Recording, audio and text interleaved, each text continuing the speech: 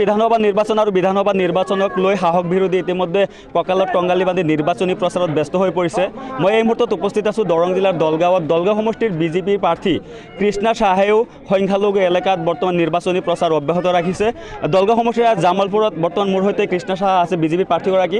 মন্তব্য ল'ব চেষ্টা কৰিম। প্ৰথমতে মই আপোনাক অভিনন্দন জ্ঞাপন কৰিছোঁ। দলগাঁও সমষ্টিৰ চুকে কোণে আপোনালোকে নিৰ্বাচনী প্ৰচাৰ চলাই আছে। এই মুহূৰ্তত দলগাঁৱৰ জামালপুৰত এটা নিৰ্বাচনী সভাত আপুনি অংশগ্ৰহণ কৰিছে। প্ৰথমটো প্ৰতিক্ৰিয়া কি হ'ব, কি ক'ব আপুনি? হয়, মই কঁকাল ভাঙি আৰু জামালপুৰবাসী ৰাইজক মই অন্তৰৰ পৰা বহুত বহুত ধন্যবাদ জ্ঞাপন কৰিছোঁ। ইয়াৰ ৰাইজৰ যিটো মৰম চেনেহ মই পাবলৈ সক্ষম হৈছোঁ, এয়া মোৰ প্ৰাপ্তি নহয়, এয়া ওপৰৱালাৰ একদম ডাইৰেক্ট কৃপা আৰু এয়া আমাৰ ভাৰতীয় জনতা পাৰ্টি দলৰ কৃপা। কি হ'ব এইবাৰ দলগাঁও সমষ্টিৰ সংখ্যালঘু ৰাইজে আপোনাক আঁকোৱালি ল'ব বুলি আপুনি ভাবিছেনে?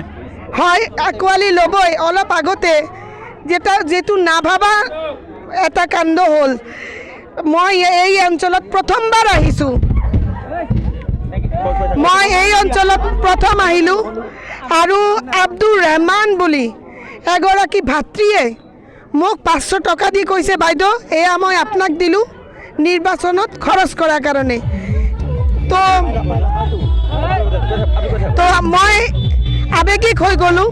ইয়াতকৈ ভালনো আৰু কি হ'ব পাৰে? আঁকোৱালি লৈছেই, নিজৰ ঘৰত দিদি হিচাপে, ডাঙৰ বা হিচাপে মোক আঁকোৱালি লৈছে বুলিতো এগৰাকী কৃষক ভাতৃয়ে নিজৰ পকেটৰ পৰা 500 টকা মোক নিৰ্বাচন খেলাৰ কাৰণে দিলে। বাইদেউ, দলগাঁও সমষ্টিত নিৰ্দলীয় প্ৰাৰ্থী আছে, ৰাইজৰ দলৰ প্ৰাৰ্থী আছে, কি হ'ব? তেওঁলোকৰ আপোনাক ফেক্টৰ হ'ব নেকি? নাই, ৰাইজ আজিকালি বুজা হ'ল, বহুত গ'ল আৰু আহিল। দলগাঁওবাসী ৰাইজ এতিয়া সজাগ হৈছে আৰু নিৰ্দলীয় প্ৰাৰ্থীৰো ডাইৰেক্ট কোনো ভেটি নাই। আৰু ৰাইজৰ দলে হওক বা AIUDF যিটো শোষণ ৰাজনীতি, আৰু ৰাইজৰ দলৰো ইয়াতে বেছ নাই। তো মোৰ প্ৰত্যাহ্বান মোৰ কোনো নহয়, ৰাইজে মোৰ কাৰণে মেইন অভাৰিল অল ইন অল। তো ৰাইজৰ লগত মই আগবাঢ়িম আৰু মোৰ জয় নিশ্চিত। আজি আৰু একবাৰ এই অঞ্চলৰ ৰাইজে মোক প্ৰমাণ কৰি দিলে। কিমান আশাবাদী, কিমান পাছত আশাবাদী জয় নিশ্চিত? 100% মই আশাবাদী। মই আগৰ পৰাই কৈছোঁ 100% মই আশাবাদী। ইয়াত কোনো প্ৰত্যাহ্বান হ'বই নোৱাৰে। সন্মানীয় মুখ্যমন্ত্ৰী ডাঙৰীয়াৰ যি প্ৰচেষ্টা, সন্মানীয় নৰেন্দ্ৰ মোদী ডাঙৰীয়াৰ যিটো প্ৰচেষ্টা আৰু ভাৰতীয় জনতা পাৰ্টিৰ যিটো আদৰ্শ, এই ভোটদাতাসকলে গোটেই বছৰকে বছৰ তেখেতসকল কি কৰিছে, আমাৰ ৰাইজৰ পৰা ভোট লৈছে আৰু ঠগিছে। সেয়া আমাৰ নীতি নহয়। ৰাইজ আমাৰ কাৰণে লক্ষী হয়।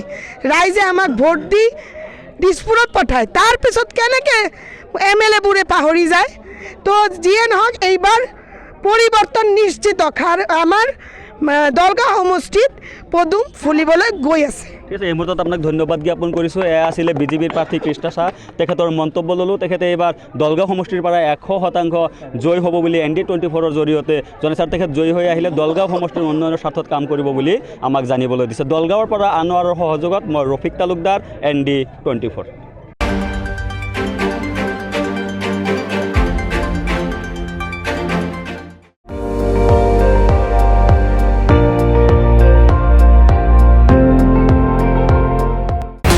আপুনি চাই আছে ND24, সৰ্বশ্ৰেষ্ঠ নহয়, সৰ্বোত্তমৰ দৌৰ।